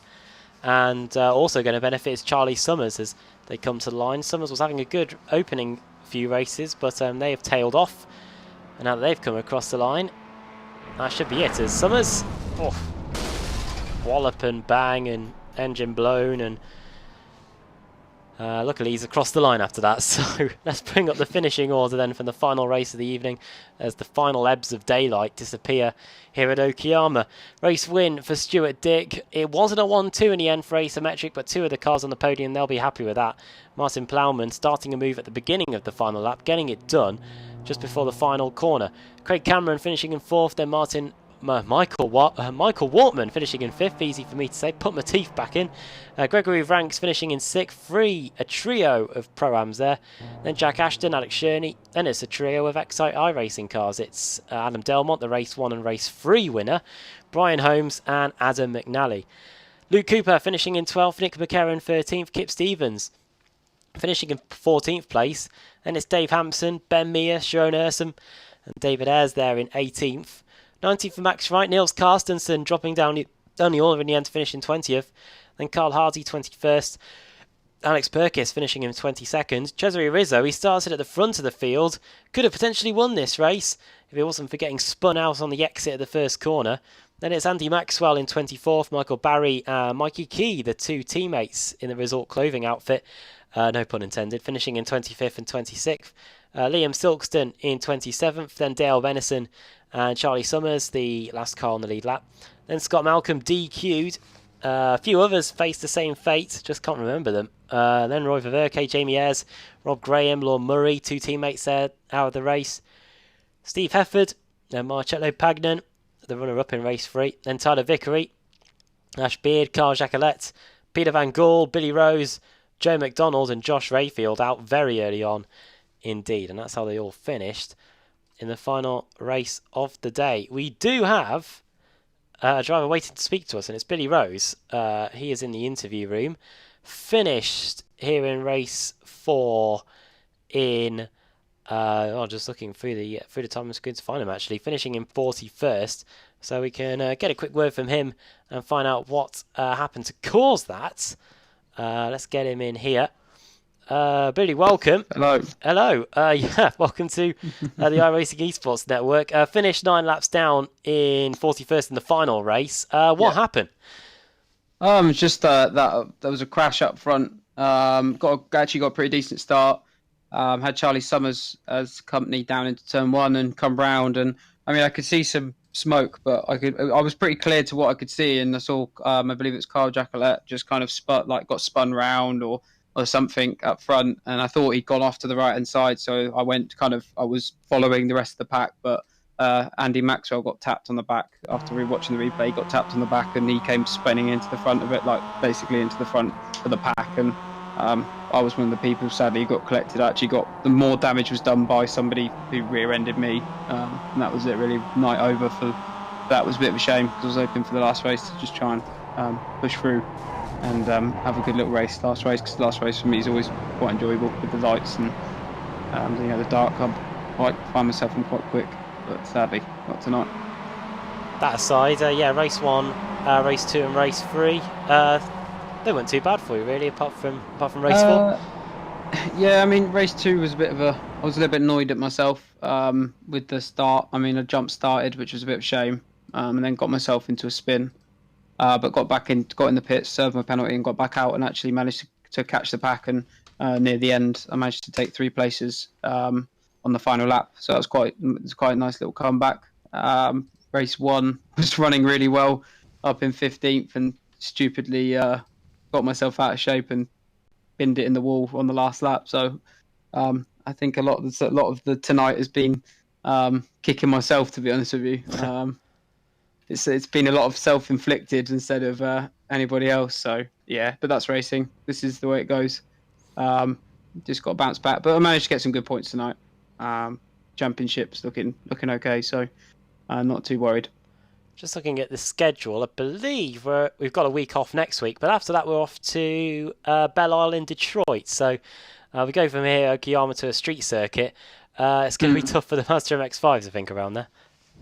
I think it'd be interesting. Tonight was this track was definitely better. Last week we were at Kota, and that track just that track doesn't work for this car at all. I think that was a lot of complaints from everybody. But yeah, we'll see. I think we'll see what happens next week, or the next race. Be interesting. Hopefully, it will suit the MX5s. It's a bit hit or miss with this series. Sometimes there are some, like tonight, the car suited very well to this track. Felt very comfortable, very confident going into the corners. But yeah, I think we'll go into next week as I always do, positively. Plus on Monday I've got the new series that I'm in with Chaz, the touring car, which is a load of fun. So it's nice to have that little bit of fun before the MX5s on the Tuesday night. So yeah, thinking positive into next week. Great. Well, before we let you go, do you want to send a quick shout out to anyone? Just for me, as always, it's always you guys at Apex Racing. You guys always do well, and esports always do a great job with the commentary and all the stuff behind the scenes. Also, big shout out to the team and all the sponsors, GTA Omega, a lot of them, just for being, basically being the reason that I'm here racing. And the rest of the boys, Alex, Craig, and Josh, the teammates. So yeah, team effort as always. Great. Well, great to have you in the interview room, and yeah, well done Yeah. on your efforts tonight, and we'll hopefully see you again in a couple of weeks when Definitely. when we're at Belle Isle. Definitely. Have a nice evening, guys. Thanks to Billy Rose for coming and speaking to us. We've got two Adams driving for the same team, waiting patiently in the interview room. One of them won twice today in race 1 and race 3. So we'll quickly we can actually drag both Adams in. Actually, that means we've got 3 Adams here in the interview room. We'll start off with Excite. Let me get the team name right first, actually. It's Excite iRacing's Adam Delmont. Adam, well done on the 2 wins today. Race 1 looked close, but race 3, you really had to work for that win. Yeah, good evening, chaps. Yeah, it's been a good night. Race 3 was just epic. It was just defend all the way. Could see 3 SimLab drivers behind me, plus Marcelo catching. I was like, no. Just held on for dear life. And bringing your teammate Adam McNally in here. Obviously, no win for you, but what were the 4 races like from your perspective? Great. Can't complain. Had some excellent battles, some great finishes, 3 top 10s. Race 1 done what I was planning to do and just let the front 3 battle away, keep the rest of the pack behind. But Charlie Summers done an excellent move on us into the first hairpin. I mean, had no answer for it. Drove around the outside of us. There was not a thing I could do. But great result for the team. Well done, Adam. 2 wins. I mean, we've took first, second, and third. Me, Brian, and Delmont in the top 3 drivers for the night. Teams took top team by 43 points over Swift Cooper. So good night for the team. Bringing back to Adam Delmont briefly. What happened in the 4th race? Obviously, the first 3 went quite well for you. Of course, the reverse grid helped out a ton after race 2 with you finishing towards the rear and getting the reverse grid to get near the front there. But in race 4, what happened there? Well, it was race 2. Me and Mick Barry had a slight collision in race 2. I'd already fought off after the reverse grid, and I was looking at a top 10. Had to limp the car round. Obviously, gave me a really good starting position for race 3. Obviously, race 4 was full reverse again. Started 35th, I believe it was. So started 35th and just worked my way through. Tried to get hold of Alex Journey on the last lap, but I was a bit optimistic. Tried to go around the outside and just edged out onto the grass, so I had to lift. Lost contact with him at that point and just had to settle in for 9th in race 4. But still, from 35th to 9th, still a good result, I think. And Adam and Ali, you'll be. I'm guessing you'll be back here on Thursday for the BSR TC. Does racing in this series in the MX5 on a Tuesday give you anything useful that you can carry forward into Thursday's race? Well, a little bit, learn the lines and that, but just have to bring the braking back a bit in the gear. Usually a gear lower in the corners as well. But there's a big difference between rear-wheel drive, front-wheel drive. But it does help, like I said, with learning the track, learning the lines. And finally, Adam Delmont, Belle Isle in 2 weeks, racing around the streets there. How are you going to find that? Interesting because I've not even got the track yet. I don't think I've never raced it, so yeah, I shall need to get some practice laps in and see how we go. Uh, I did watch the last time you guys were going round there and watch some of the racing, so it looks difficult. have we not got Virginia before that? Have we? I'm looking at a BSRTC schedule. That's probably why. It is. It's Virginia North. Well, that's poor. Who do we have here? We had Billy Rose in just before we spoke to you. I've just told him that we're going to Bel Air in 2 weeks. Completely wrong, wrong part of track. wrong part of America. There, he's going to be practicing that for weeks. But Virginia, then, Virginia North in particular. I know the layout there. That's you've got the S's and then you've got that really uphill right-hander. Is it going to be tough to get overtakes done there? Oh, it's a great track in the MX5. Honestly, one of the best tracks I think we visit in the MX5. I love it. Yeah, car's definitely lively around there, isn't it? Yeah. Passes are hard. Great. Well, No, so I'm definitely looking forward to it. well, which one of you wants to do the shout-outs before we let you go? I'll let team boss. I'll do it. It's all right. I'll get the list out. But I'd just like to say a big thank you to you for doing the broadcast. Look forward to watching it back. To all the lads who do all the work behind the scenes, all of our drivers who take part, to Excite Energy, our main sponsor, Motorsport Days Live, Pre-O Premature Baby Foundation, Race Mentor, ER12 Gaming. And that's it, thanks. There we go. Oh, sorry, look Sim24. Oh, there we go. Got one more in. One more. That's great. I'll just add the broadcast. Thank you as well. Cheers for the broadcast. Great as ever, and I look forward to watching that back. Great. Well, been a pleasure speaking to you guys as always, and yeah, all the best at Virginia next week or whenever we're heading there. Right, thank you very much. Thank you very much.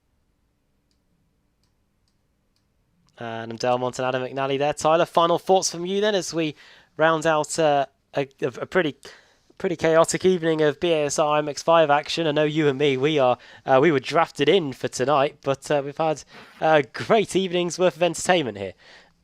Yeah, definitely an amazing evening worth of entertainment. This track's definitely, like they were saying, such a great track for these MX5s, and definitely proved it with the kind of racing that we were seeing tonight. I saw quite a bit of hard racing on the front, as we're really used to in this BSR MX5 Pro Championship. So definitely an awesome race. Can't wait for Virginia to get on and watch that one, because definitely is an amazing track, and it will definitely suit these MX5s quite well, and I think we'll see a lot of great battling there as well.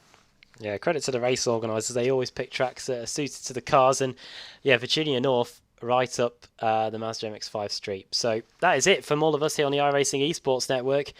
Make sure to check out all the other broadcasts that are taking place on this channel over the next week. I'll do a quick cheeky plug for the Apex Racing TV channel. Thursday, BSRTC heads to this very circuit, to Okayama in Japan, for 3 races there.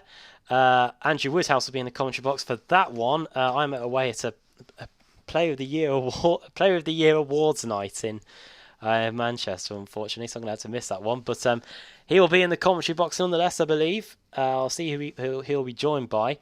But that will be on Thursday night, just after 8 o'clock British summer time.